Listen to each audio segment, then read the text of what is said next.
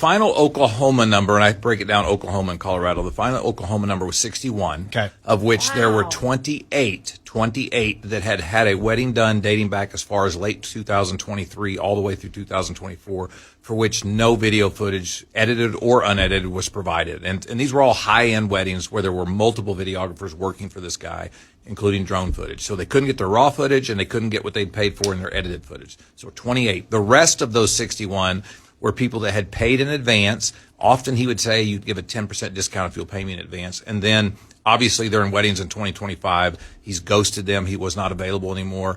I have instructed them how to get their money back through the credit card company. In fact, yesterday, his payment processing company for his credit card called me to get more details on it because they were getting so many requests for a refund. So some of them will be able to, some won't, because, and this is a warning to everybody out there listening, use your credit card for something like that, because if you can report fraud, you have a good chance that the credit card company will successfully charge that back to the other user, and you'll get your money back.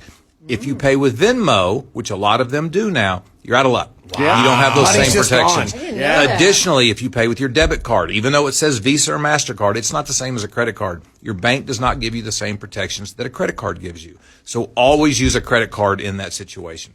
In addition to those 61, it appears there are 10 from Colorado. I received a call from a wedding coordinator in Colorado that has 10 brides that have had weddings that have not gotten their footage back. And so I'm looking into that.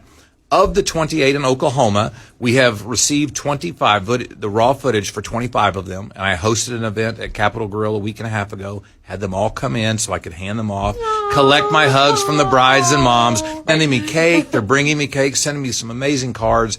Very happy I could work with them. And when we would show them the raw footage, because I had a computer technician there to show the footage at that day at Capitol Grill, they would tear up. It was pretty amazing. We have 3 to go.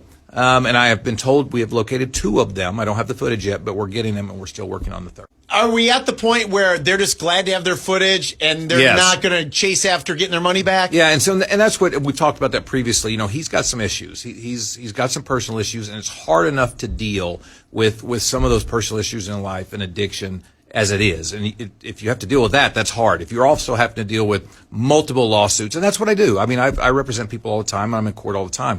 But there's a time when you just need to be happy with what you've got. And as I told all these brides, the money you saved and not having to pay me, because I did all this for free, I was going to do it for my daughter anyway, and I was happy to help them. They would have had to have somebody else and probably would not have gotten the same result that I was able to get simply by virtue of I could cast a bright spotlight on this through the media because of my media presence. I said, just take the raw footage, find somebody else to do the editing, and I've had several people volunteer to do that. Wow, videographers. that's awesome. And so there's a lot of videographers have stepped up and are volunteering their time. I said, let's just let him go on this. Now, the other issue on the ones that can't get reimbursed, they're going to have some other issues that he may have to face. But for these other 28, I think they're all going to follow my advice. Just take the footage and let it go, which is good. I mean, look, I don't think this guy intended this to happen. He had some things snowball in his life. It didn't go well, and I wish him the best now. What he did was wrong.